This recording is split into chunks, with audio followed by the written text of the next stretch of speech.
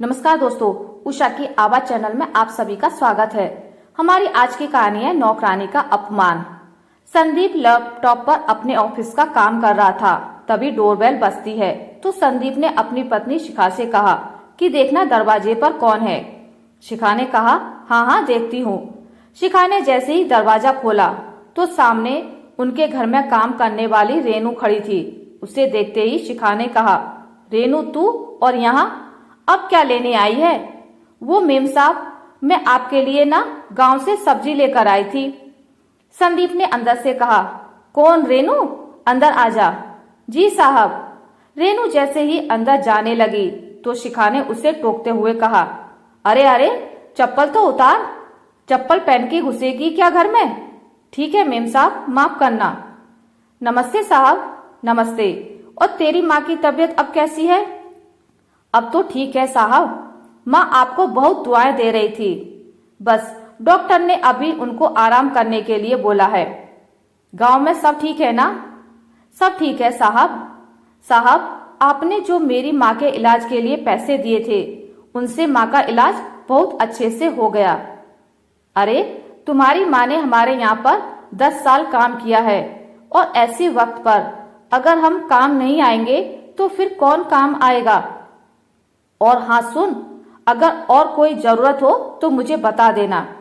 नहीं नहीं साहब, बस माँ ने यह सब्जी आप तक पहुँचाने के लिए बोला था, कह रही थी साहब के घर भिजवा देना। तुम्हारी माँ जब भी गांव जाती थी ना तो टोकरे भर भर के ताजी सब्जियां लेकर आती थी। कहती थी कि साहब हमारे खेत की हैं, हमारे गांव की हैं। रेनू तुम यहाँ बैठो, मैं अभी आता हूँ। ठीक है साहब। इतना कहकर संदीप कुछ काम से कमरे से बाहर निकल जाता है, और रेनू जैसे ही बैठने को होती है तो शिखा फिर से उसे टोकती है, अरे सोफे पर बैठेगी क्या? कितने बेशर्म होते हो ना तुम लोग। अरे मुंह उठा के फिर आ गई पैसे मांगने। जो पैसे दिए थे वे कम पड़ गए थे क्या, जो फिर एक नया झूठ तैयार कर लिया पैसे मांगने के लिए? मेम साहब, हमने आपसे कोई झूठ नहीं बोला था। सच में मेरी माँ की तबीयत बहुत खराब थी, उनका ऑपरेशन हुआ है। आप चाहे तो हमारे गांव जाकर देख सकती हो। तूने क्या सोचा था, ये थोड़ी सी सब्जी देके हमें खुश कर देगी ताकि हमसे फिर पैसे मांग सके? मेम साहब, मैं पैसे मांगने नहीं आई थी, मैं तो यहाँ पर। रेनू की पूरी बात सुने बिना ही शिखा ने कहा, देख ज्यादा होशियार बनने की कोशिश मत कर। अरे मेरा पति बहुत शरीफ है, उसको ये तेरी चालाकी समझ में नहीं आती, पर मेरे सामने ये तेरी चालाकी नहीं चलेगी, समझी? कितनी बेशर्म है, अब भी यहीं खड़ी है। थोड़ी बहुत इज्जत शर्म है या नहीं?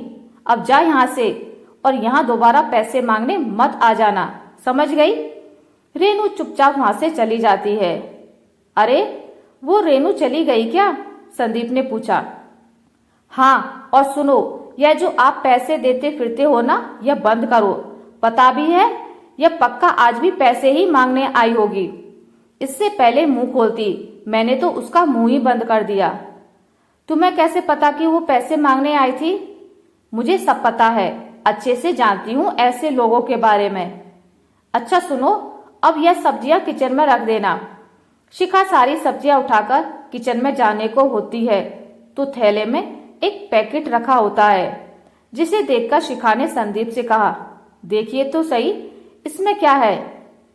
उस पैकेट में एक चिट्ठी थी जिसमें लिखा था, साहब आपने समय पर हमारी मदद करके हम पर बहुत बड़ी दया की है। मेरी माँ अगर जिंदा है तो वह आपकी दया से है। अगर आप समय पर हमारी मदद नहीं करते तो भगवान जाने क्या होता। माँ ने आपके पैसे चुकाने के लिए गांव की जमीन का एक टुकड़ा बेच दिया। लिफाफे में पैसे रखे हैं, आप ले लेना। आपने हमारी जो समय पर सहायता की उसके लिए आपका बहुत बहुत धन्यवाद। चिट्ठी पढ़कर संदीप ने शिखा से कहा, एक बात बोलूं, तुमको ना इंसान की पहचानने की परख नहीं है। तुम हर चीज को पैसों में तोलने लग गई हो। माना आज के समय में किसी पर भरोसा नहीं किया जा सकता है, लेकिन अगर इस दुनिया में बुरे लोग हैं तो कुछ अच्छे लोग भी हैं जिन्हें हम नजरअंदाज नहीं कर सकते। शिखा को अपनी गलती का बहुत पश्चाताप हुआ और उसने रेनू को फोन करके अपने किए की माफी मांगी और फिर से काम पर आने को कहा। आशा करती हूँ आपको मेरी आज की कहानी अच्छी लगी होगी। अगर आपको मेरी कहानी अच्छी लगी है तो इसे लाइक करें, ज्यादा से ज्यादा शेयर करें। अगर आप मेरे चैनल पर नए हैं तो इसे सब्सक्राइब करना ना भूलें। मिलते हैं एक नई कहानी के साथ, तब तक के लिए नमस्कार।